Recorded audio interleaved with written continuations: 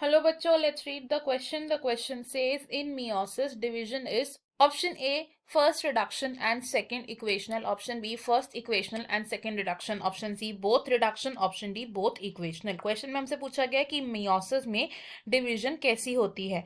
इस क्वेश्चन में हमारा की कॉन्सेप्ट होगा meiosis. meiosis एक ऐसा टाइप का सेल डिवीजन है जिसमें एक पेरेंट सेल डिवाइड करता है and it leads to the formation of 4 daughter cells. And अगर पेरेंट सेल डिप्लॉयड है तो जो डॉटर सेल्स बनेंगे they will have haploid ploidy each. अब ये जो मियोसिस की प्रोसेस है ये 2 स्टेजेस में कंप्लीट होती है which are meiosis 1 and meiosis 2. जो मियोसिस 1 है इसे हम बोलते हैं reduction division. It is reductional division. And meiosis 2 को कहा जाता है इक्वेशनल डिवीजन. ऐसा क्यों? बिकॉज मियोसिस 1 में सेल की प्लॉइडी हाफ हो जाती है एंड मियोसिस 2 में वो प्लॉइडी मेंटेन रहती है.